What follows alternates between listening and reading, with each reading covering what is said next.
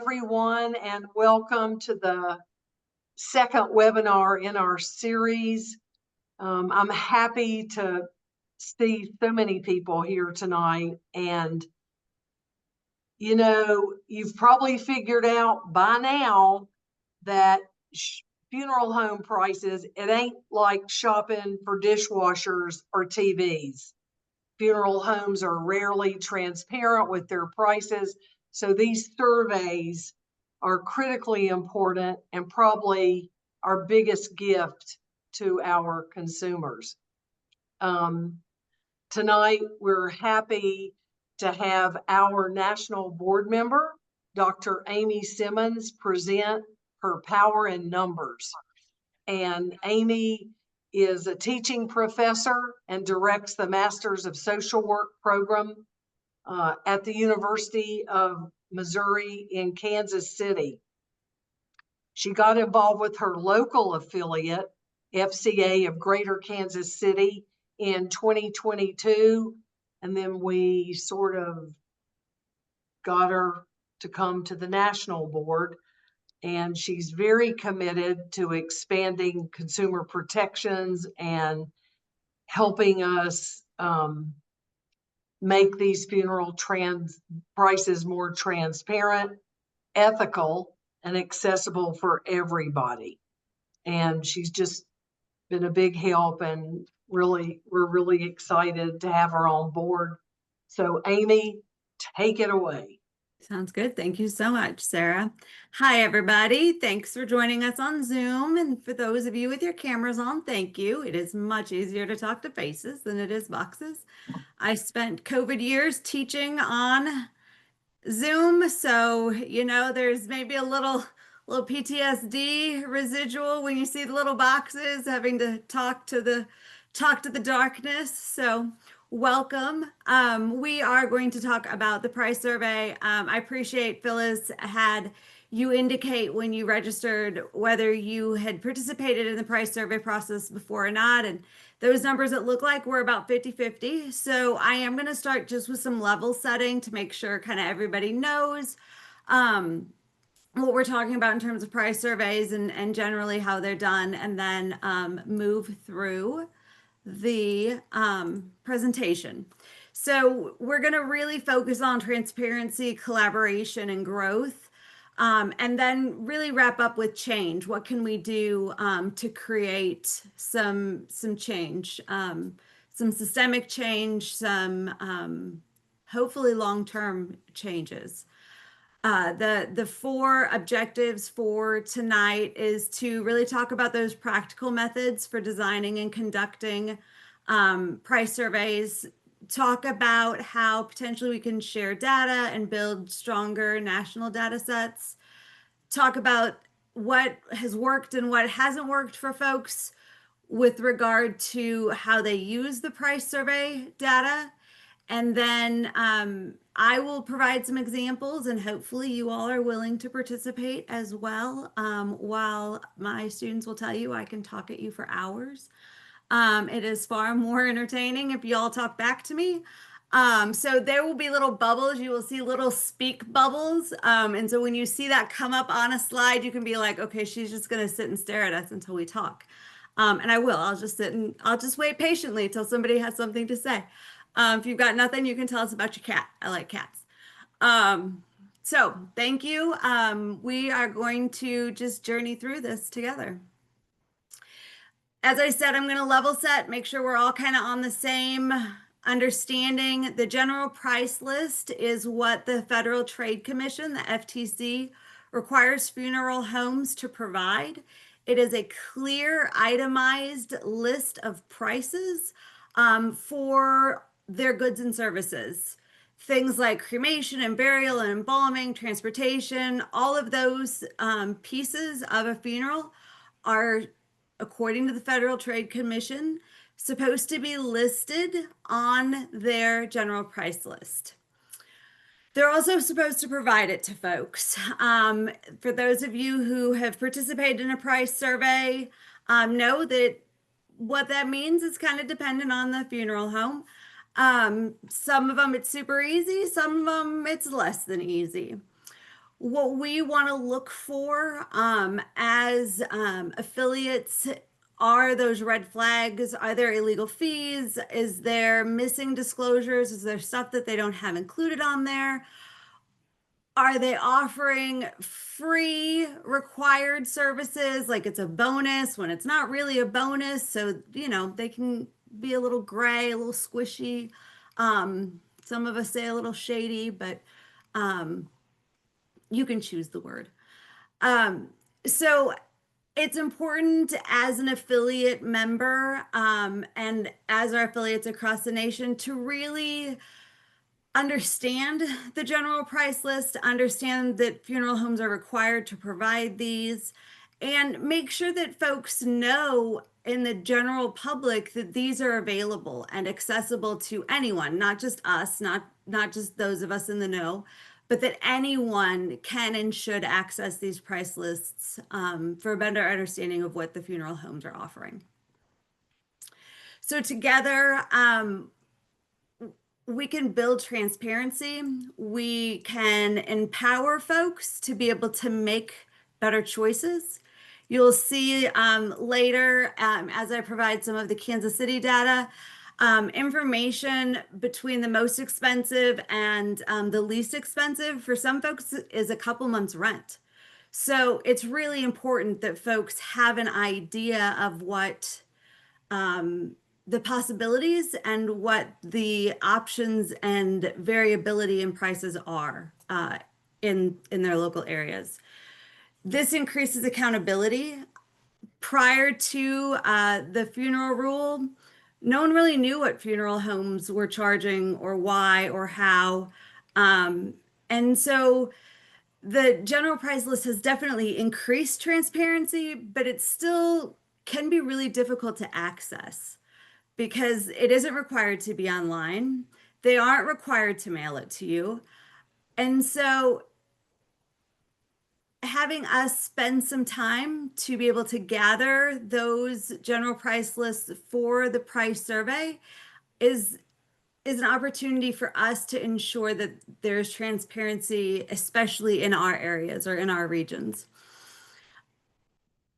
With that transparency, we have increased awareness and accountability. We are the only nonprofit currently doing this work. We are the only ones across the nation doing this work. There have been some for-profit sites that have kind of come and gone. Akin to Angie's List. If you're familiar with an Angie's List, you pay for a membership so that you can get the prices. There have been a couple of those that have popped up and gone away because the reality is the folks who need the transparency are not able to afford a membership to a website to get the information that is legally provided to them for free. And so it's important that we provide this as we're the only group that does it.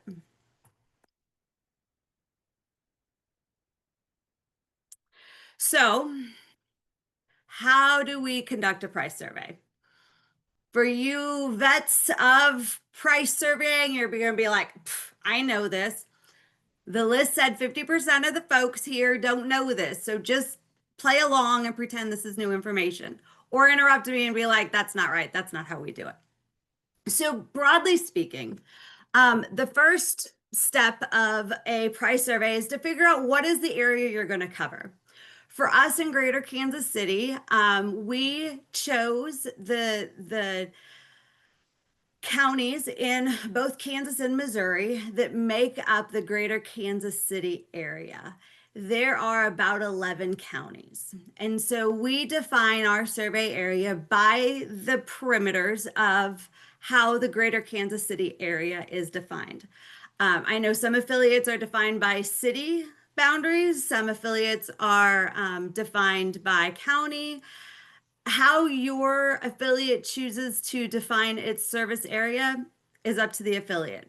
But you need to start by defining very clearly and specifically what your area is, because it's really easy to start kind of stretching out or limiting the focus depending on maybe where you live or what your experience is. So being real specific about your survey area. And then you're going to choose your approach. How are you going to go about getting this information? Once you've defined the survey area, you're going to want to gather a list. Google's your best friend. Create a list of all of the funeral homes, cremation providers in your service area. What we do in Greater Kansas City is simultaneously, while we are verifying the funeral homes that are in our service area, we are going to their websites and checking for general price lists that are available on their website. We in Greater Kansas City have about 47%, which is a huge number. I think, from what I have heard from talking with other affiliates, about 47% of our general price lists of our funeral homes in the Greater Kansas City area, we are able to access online, which makes a huge work a lot less because we have 111 funeral homes in Greater Kansas City. So we verify the funeral homes in the area and we go to their websites, not only to verify that they still exist, but to download their general price list. From there, we choose to either use their contact on their website or email to request. And so here you see the choose approach, online, mail, in person. We do all of the things. So we start by looking online and then we send an email or a contact through their website. We get another probably about 20% via email or contact. So we're at about, oh gosh, almost a little over 70%, not quite 70%, without having to actually talk to anybody. So I'm going to be real honest, even though I'm a social worker, even though I teach and talk a lot, talking to people is not my forte. So every year that we do our price survey, I volunteer to be the website emailer. As long as I don't have to talk to people, I'm happy as a clam. So I typically get about 65 to 75% of our GPLs uh, online via email because the deal is that I don't have to talk to anybody. Then I hand it off, and we've got a couple other folks who are very happy to make phone calls, but they don't actually want to go anywhere. So they make phone calls to the remaining places and say, hey, we've tried to reach you a couple times, haven't got you. Could you mail it or email it, fax it? What's the best way? And then we get about 85% without ever having to go to the funeral homes, which I know is for some of you not your same experience. And then the remaining, we have three of our board members really enjoy going out and they go out then and collect them. So this year was our survey year and we had 111 funeral homes to collect GPLs from, and we got 108 of them. Three of them just happened to never be open when we would go visit. And so we have three that we did not get. I still want to drive there and try to randomly just pop in and be like, "Hi, it's me again, the person that kept annoying you."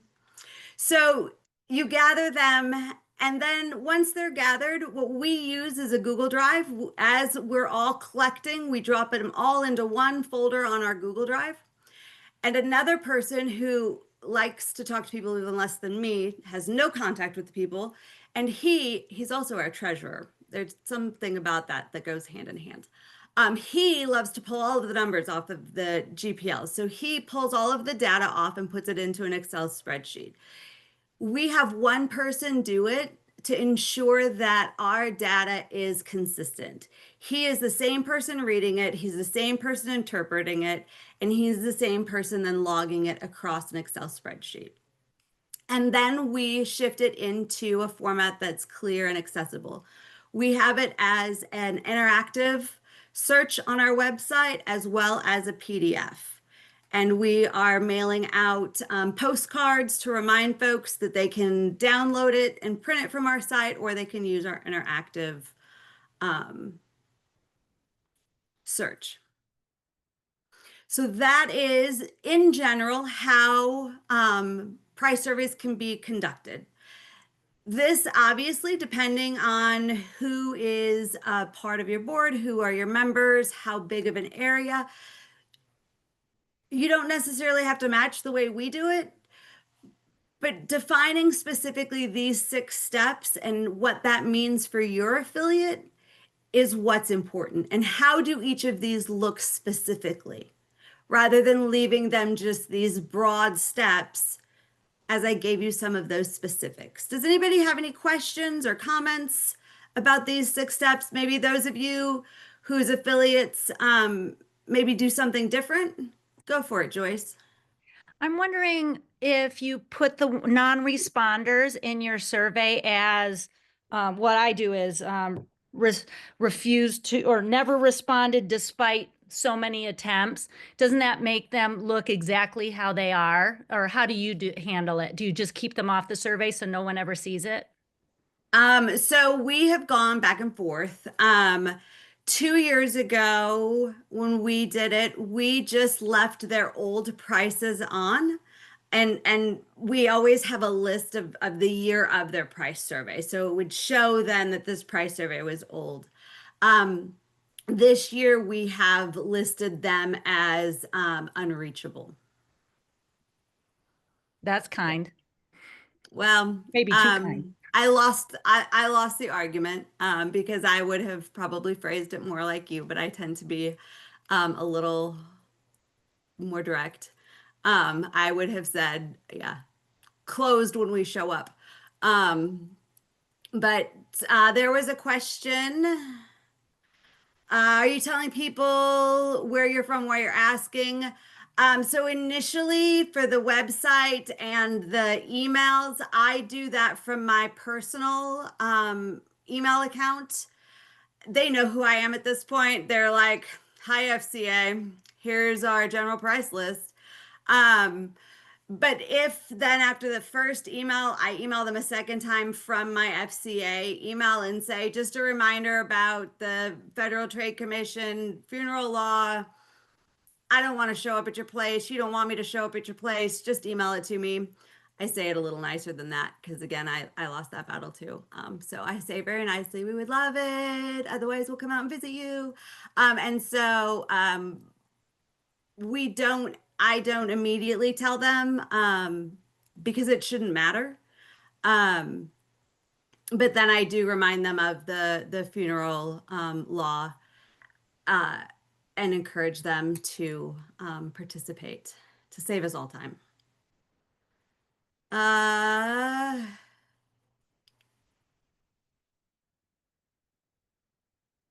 Oh, yes, we didn't do introductions. I misinterpreted her question. You answered Okay. it the way. Okay. Could you provide a link to your GPL, please? So if our website is funeralskc.org. I will put it in the chat. So our annual meeting was today, and I was playing with the interactive piece during our annual meeting, and I might have broken it. So you don't need to email us if you notice that the interactive portion is broken, because I might have done that today during our meeting and didn't have time afterwards to fix it. But it's still there. It just looks like a really ugly spreadsheet. But then there's the PDF that you can absolutely pull down. Did that answer? Rita, was that your question? Yes, cool. Marjorie? Do you do your general price surveys every year or every other year? What's We your do. time frame? We do it every 2 years. Every 2 years. Mhm. Okay. Yeah, I am arguing for annually since we do have such a high percentage of them online. I haven't won that battle yet. But I would love for us, since we are getting more and more online, to look at doing it annually.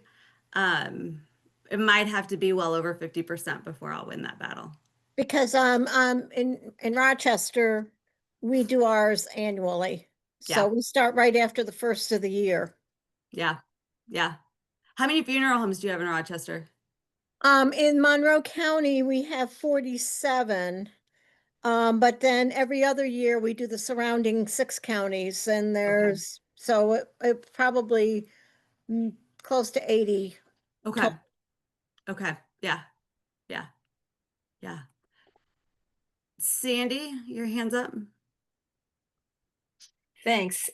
Yes, I wanted to point out that we list all the funeral homes that are in our survey, and we just leave blank the space for the data for the ones that refused or we never got. We got 94% That's of excellent. the 84 funeral home locations in Western Massachusetts.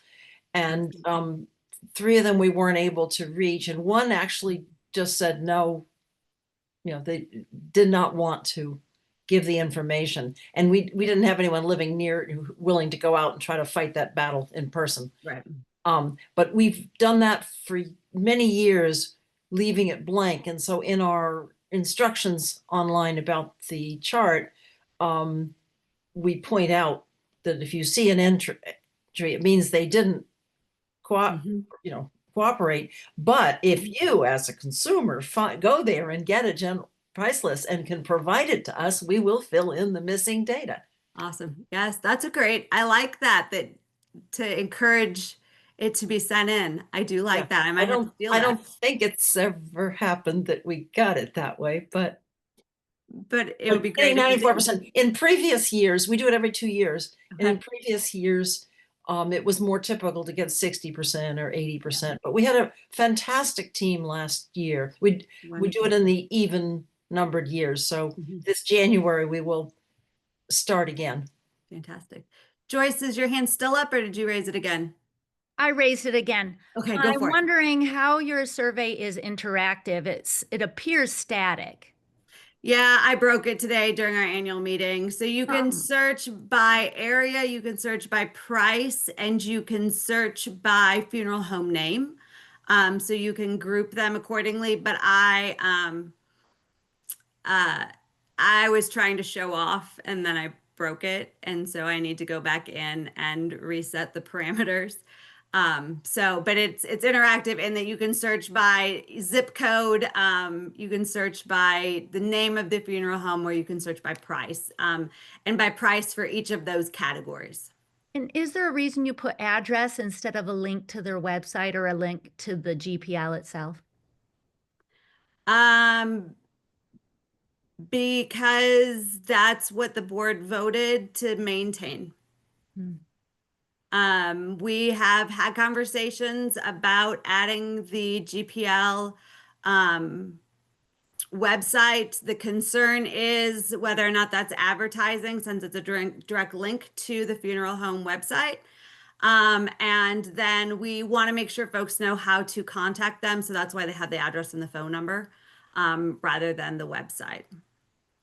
And so the conversations that we've had, we've not done this year, but we've had conversations about adding all of the funeral home websites. But we haven't moved forward with that. Yeah. Sarah? You're muted. Yeah, yeah. Here I go. For North Carolina, we have the whole state. That's 760 some funeral homes in 100 counties. And through the years, we're getting ready to undertake our price survey. We're a little behind. We do it every 2 years. We've all found there's been a spectrum, whether we call or we're in the phone calls. I've been waiting for your call. Hey, or I ain't giving you that information. You're going to shut us down. Click. And we explain. I wrote a little preamble to our price survey, and y'all can see it at funeralsnc.org, explaining what our surveys providing, the information we're providing, and also if you see where there's no information for the funeral home, they didn't provide it. So the reader can interpret that as they like, which if you're really doing your homework, why wouldn't a funeral home be transparent? This is our whole point. I like that interactive. I hope we can I like the ability to search. Thanks for that idea. Absolutely. I have it on my to-do list for Friday, so hopefully by the end of Friday it'll be fixed. That's fingers crossed. Sandy? Yes, I wanted to, on the business of the addresses, we have a separate directory of the funeral homes in our area.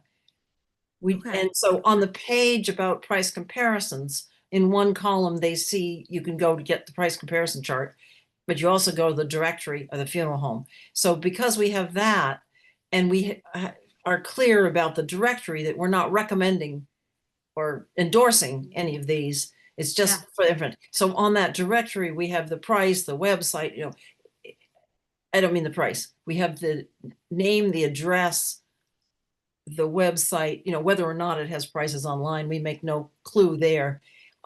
We do have a column that says, is it locally owned?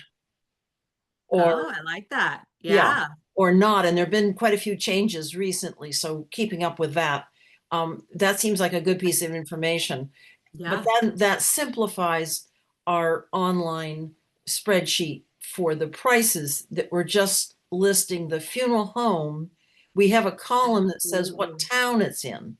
So people can sort the list by town, Mhm. but we're not otherwise needing to have the website, the real address, the phone number, the things that they can go to the directory for. So yes, you're maintaining two different interactive, online Yeah.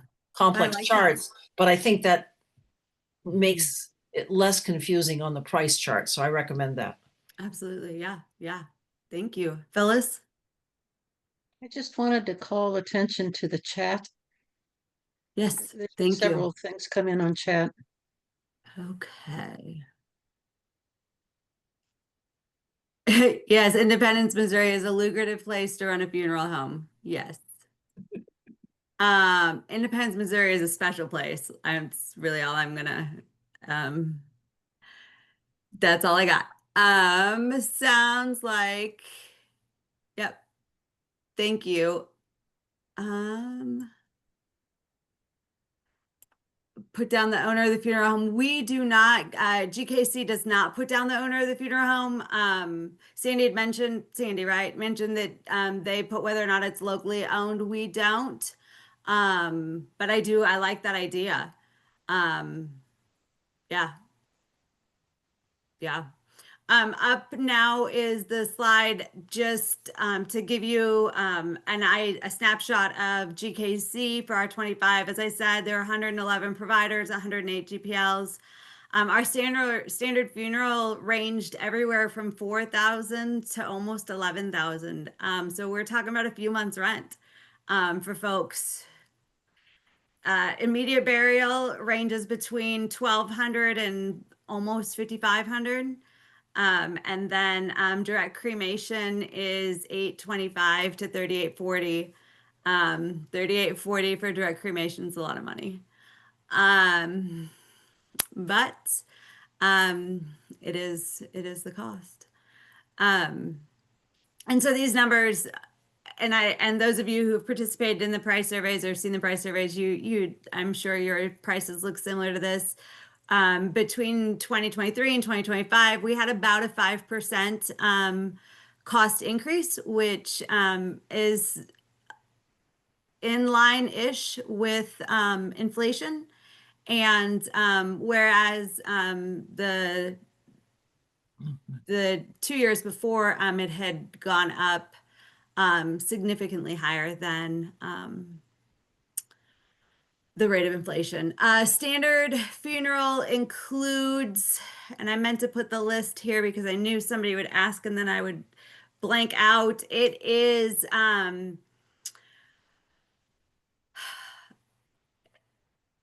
the transportation and embalming and visitation and family transportation. And one more thing that I'm not remembering. Other prep, Yes, first call pickup. no. Mm. But it's on our price survey. It's listed specifically what's included. So you're saying you itemize. Yes. So, well, no, so on our, when we report out, we report in 3 columns: the standard funeral, the immediate burial, and the direct cremation. But we say specifically what's included in that standard funeral price. And then we have a listing of averages of other costs.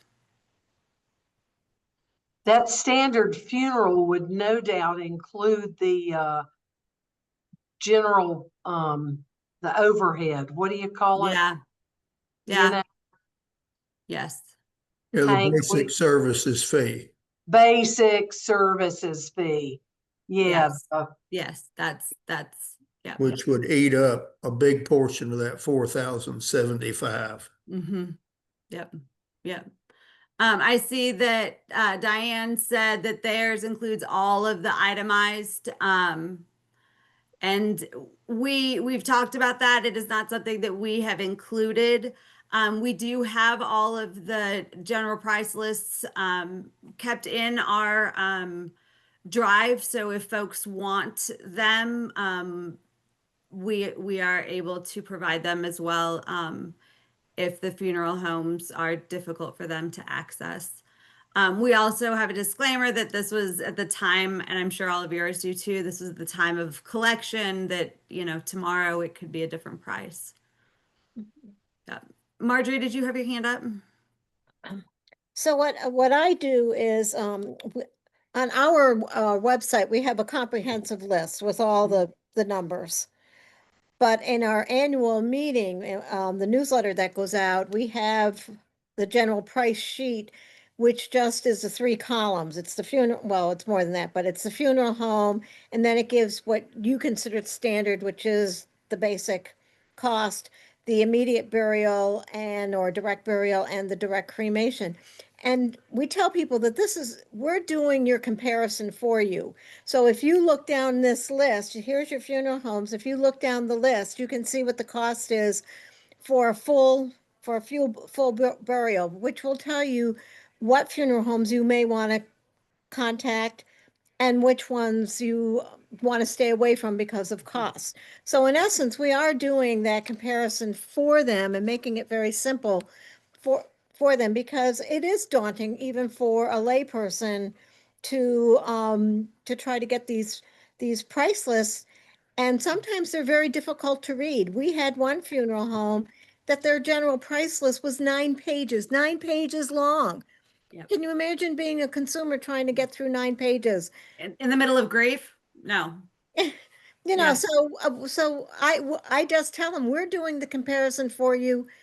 You'll get the basic numbers, and then you can follow up further with them. So I think that's what we're all trying to do here. Mm-hmm. Absolutely. Sarah?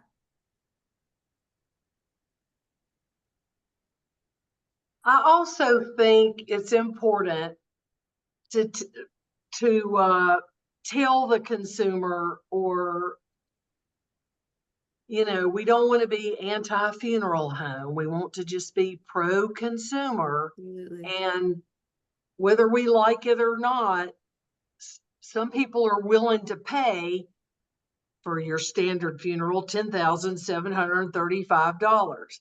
And it's not always about the money, although it infuriates most of us that we can look here and see apples to apples, oranges to oranges.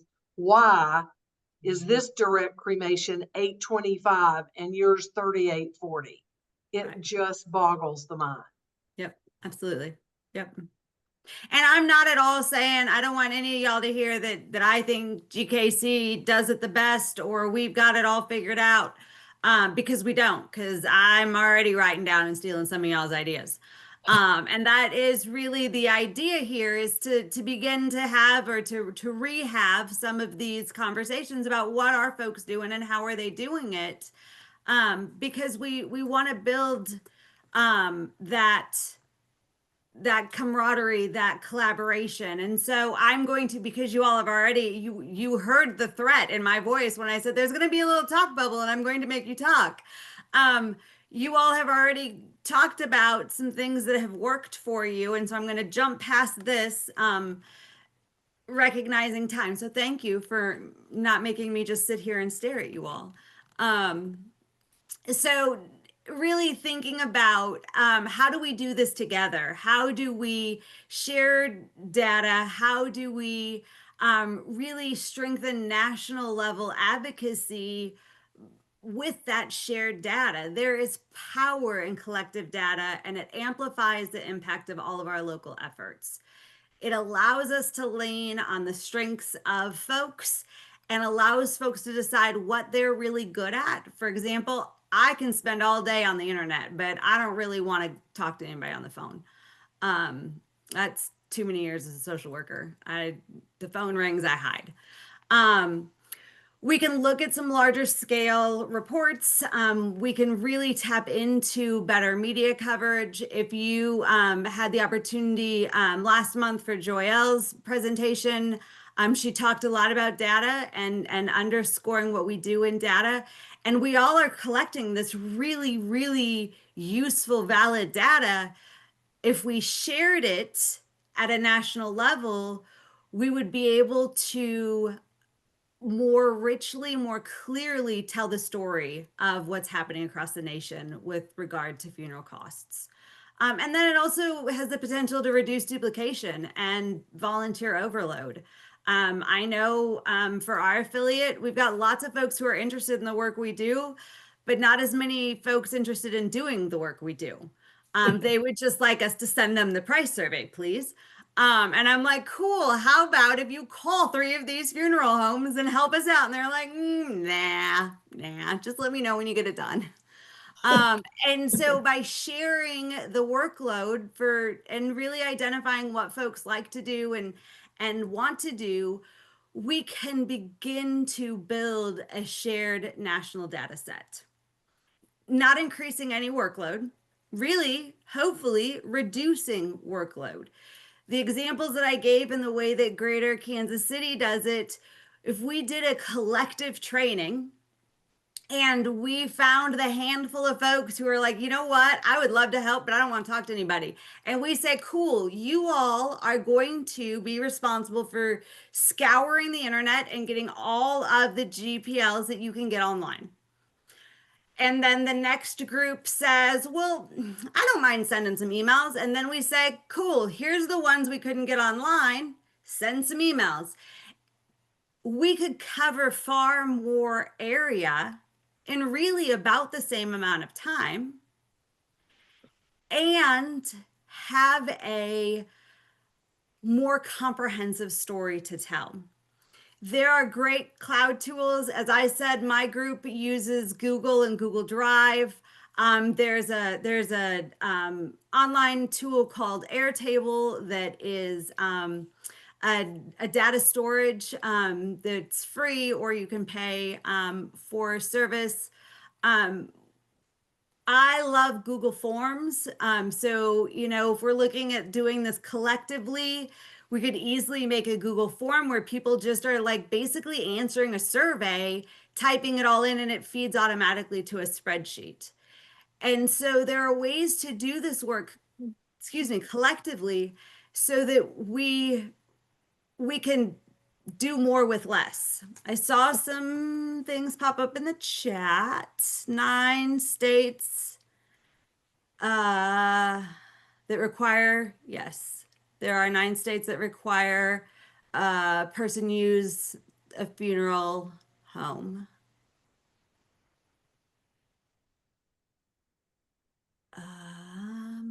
Okay, I think that's a side conversation.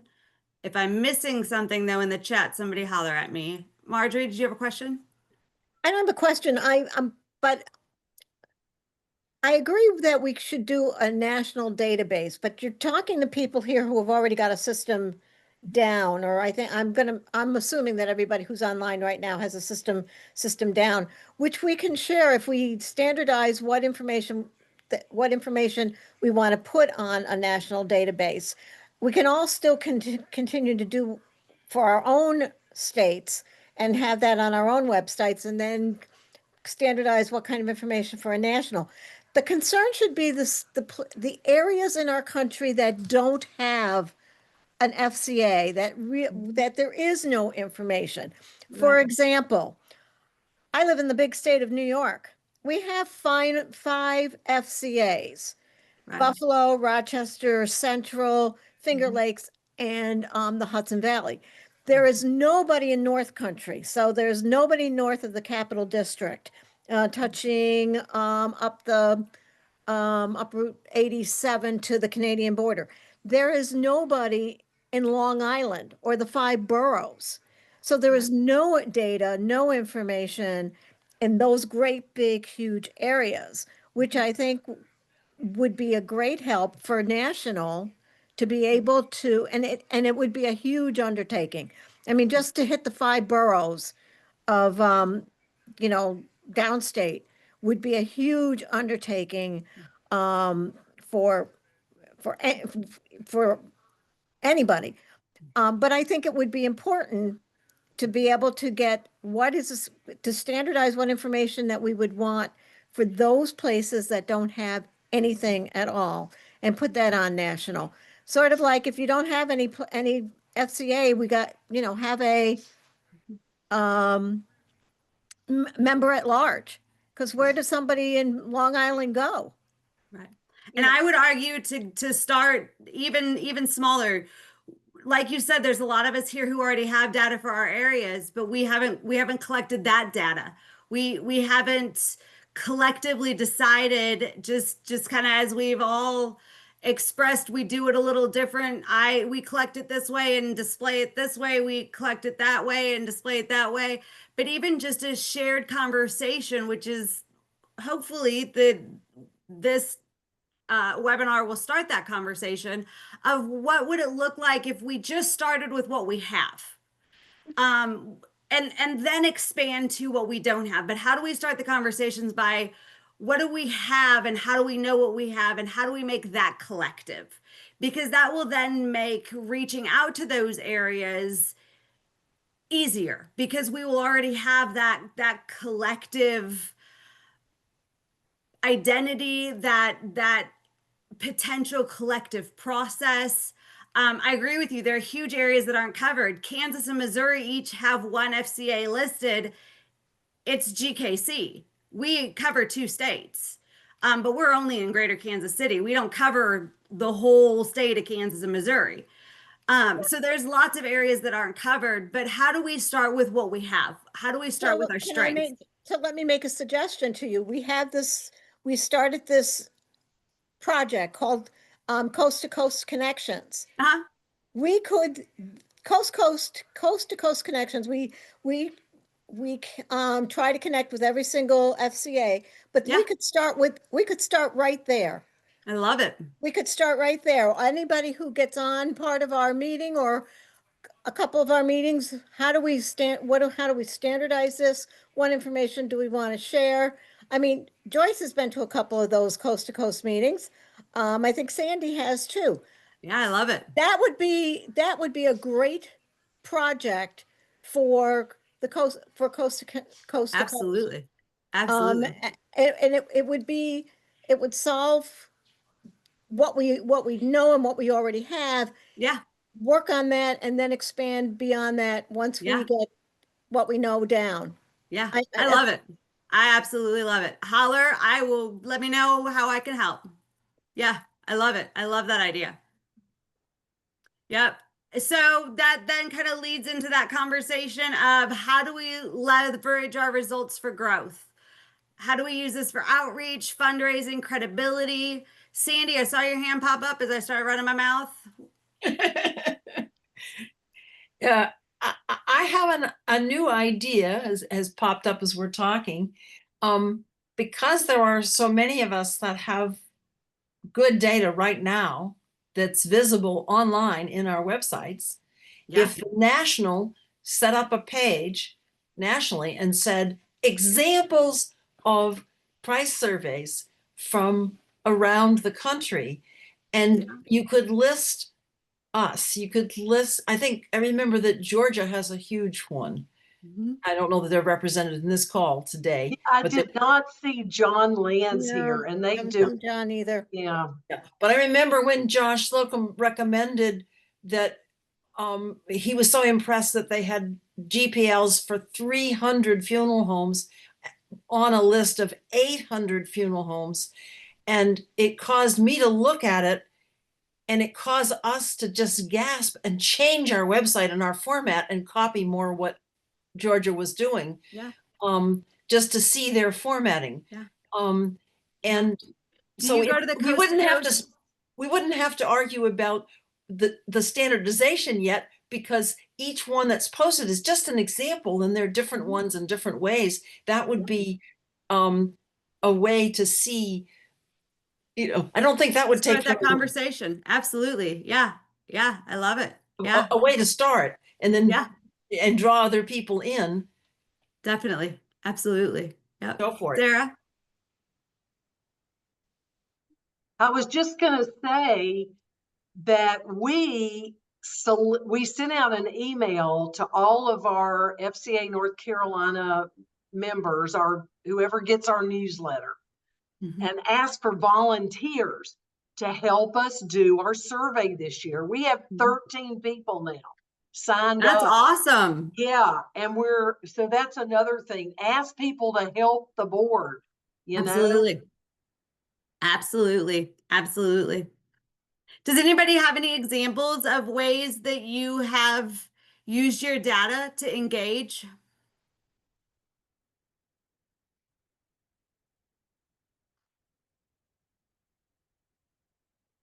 Okay, well, maybe that's a future webinar. Um, Talking about how do we turn our data into a story. We want to make sure that I'm gonna fly through this. I've got 10 minutes left. I'm gonna fly through this very quickly. But here's an idea. Nina, you're drawing on my slides. Are they not pretty enough? It's okay. You can draw. Um, Now I lost my train of thought. It's going to take me more than 10 minutes to get my train of thought back. So making sure that we have media friendly, plain language. People love pictures, infographics. I teach at a graduate level, and one of the requirements of all of my students is they put together an infographic of their theory of change, which kind of like makes their heads hurt because they're like, theory of what? An info what? And I'm like, no worries, just basically pictures that tell your story. And so folks love and understand pictures. So whether it's pie charts or bar graphs or infographics, using language and images so that people can better understand what you're trying to say, really connecting the dots for people, not assuming that people understand what you're trying to say, and then using visuals or headlines, using local voices, having other people tell the story, not just the FCA folks, can be real helpful, because sometimes they get tired of us. It really humanizes. Sarah laughs. They do. They get tired of us. They look at me and they're like, "Oh, it's the death lady." Um, to humanize the data is really important. I did talk one of our faculty into doing a community readiness assessment with her class. Well, she's always done the community readiness assessment. I should say what I talked her into was looking at Greater Kansas City's readiness for green burial and natural burial. And it has been a great journey for our graduate students to learn what those words even mean. And then to go out into the community and do some participatory research around natural and green burial. So there are ways that we can incorporate the work that we do without it being our voices. Now they might all figure out that it connects back to me, but um, I'm really excited for those results at the end of the semester.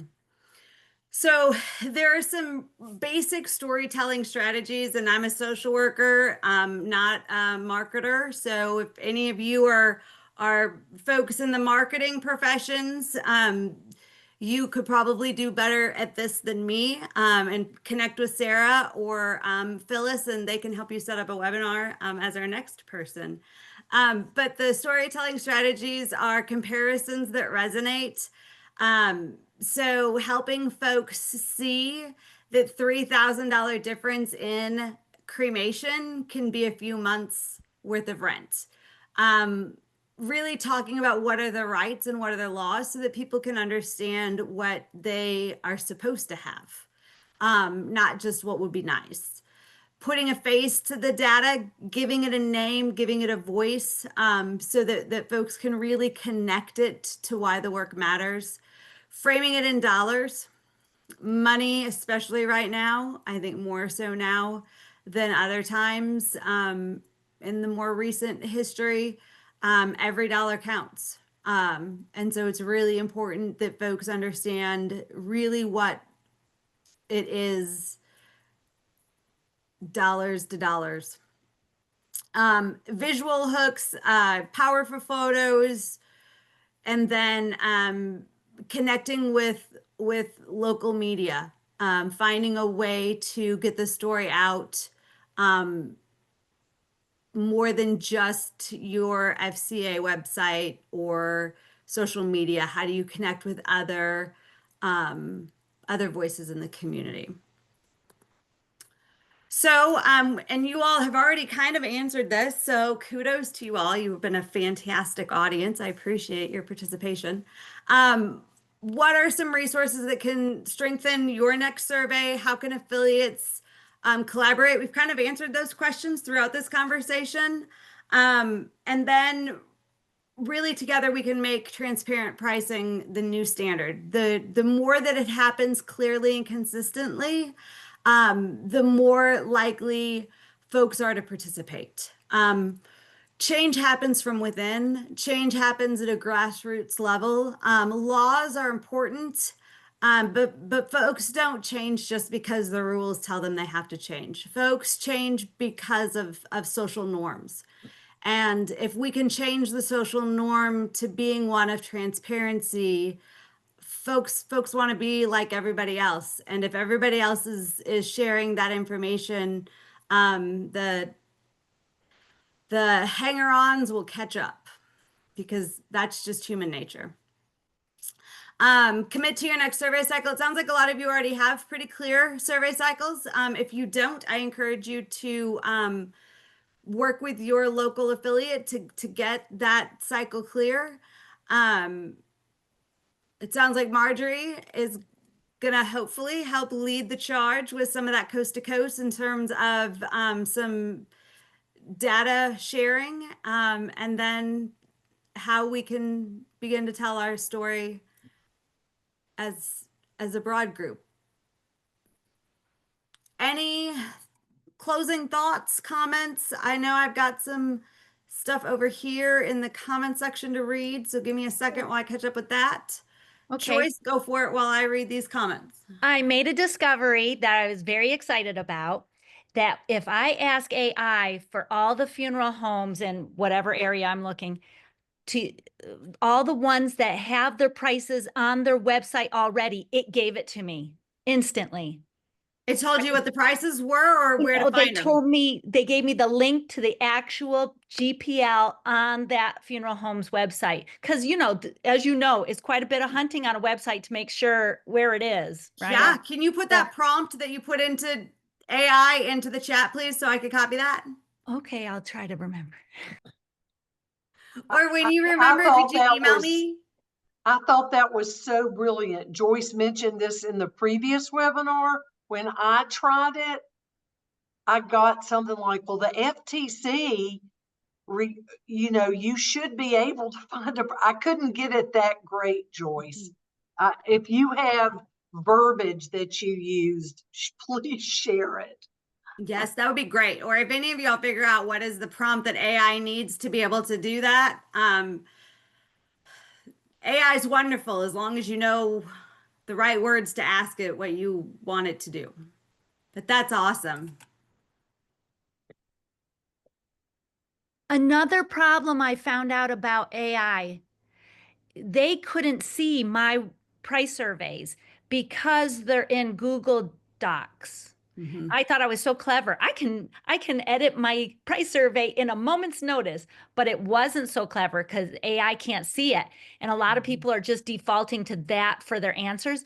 So, but AI did, and so I asked it all about why and everything. They said Google can see your Google Doc price survey, but AI can't. And so I put a PDF. They said they can't, AI can read the PDF. And so I put that in my website and I just made it the same color as my background so people won't click it. Perfect. Yeah. Great workaround. I know I can't say enough about Marjorie's Coast to Coast. I think Sarah and I have been on it a couple of times, and it's a great networking opportunity to talk with people, just like the conference we had several months ago in North Carolina with all the affiliates was a great opportunity, and you wouldn't believe the number of people that contact or talk with one another about what works, what doesn't work in their state. We need more of that. Yep, we do. We do. Mhm. So one other thing I want to say is that, I mean, many of us probably go out into the community and give presentations and talks about what FCA is and what, and we share the price surveys that we've, the information that we've collected. What I have found is that I need to know who my audience is. Oh, absolutely. Because my general price list, like all of yours, is probably pretty broad-based and gives numbers for what it costs for embalming and what it costs for cosmetology and what it costs for the use of the hearse. And those numbers get scary to people who don't have money. And a couple of months ago, I gave a presentation to two facilities that were they were HUD, they were 55 plus communities, but they were HUD affiliated, so I know that the people there are pretty poor. And I had to think about what I wanted to share with them. And it wasn't that it wasn't the price list that I would normally share. It's how can you save money? And it's yes, you don't, if you can not have a visitation, and I know sometimes visitation might be a cultural thing, it might be an ethnic thing, but if you don't need it, then you can save money that way, because that can range anywhere from a few hundred to maybe $1,200 between space rental and staff. If you want do something, maybe rent a lodge in a park and do something. You can save a lot of money. You don't have to go through a florist for flowers. Do your own cut flowers, or go to the floral section of your grocery store and buy an inexpensive vase. I mean, I went through this and I thought about all the things that people normally spend money on and how they could save money. And I think that I think that's part of also what we should be doing. It's our lists are great, but they're still they still scare people. It still scares people Because because it's scary. Those are huge numbers. a few I mean, some of our full priced funerals, which don't include visitation, are $5,400 without visitation. That's a big scary number for people. Add on the visitation, that's when you're getting up to, this is what the average cost is. Yeah. So I think knowing who you're talking to and trying to pare down that information to meet their particular needs is really important for us to be doing. Yeah, absolutely agree. Yeah. Thank you all. I am at time. Actually, I'm a couple minutes over, and I'm a big believer in starting and ending on time. Thank you all. You were amazing. I appreciate all of your participation. You can email me at amy@fca.org. Phyllis, is that right? I still got to figure out how I'm getting it. Hannah, Funerals, amy@funerals.org. amy@funerals.org. Yeah, There you yeah. go. Or you can email me at my university email, which is just simmonsamy@umkc.edu. In theory, my funerals.org is supposed to feed into my UMKC one because I have like 42 emails. So either one is great if you've got questions for me. Otherwise, any Marjorie or Sarah or Phyllis can connect us if you want to connect. But thank you all so much. Thank you, Any- Amy. Any other questions before we wrap up? Great job, Can we Amy. get a Hey. copy of the slides? Yes, of PowerPoint. course. Yes. I will email the slide deck to Phyllis. Phyllis, do you have the registration list? I do. Okay.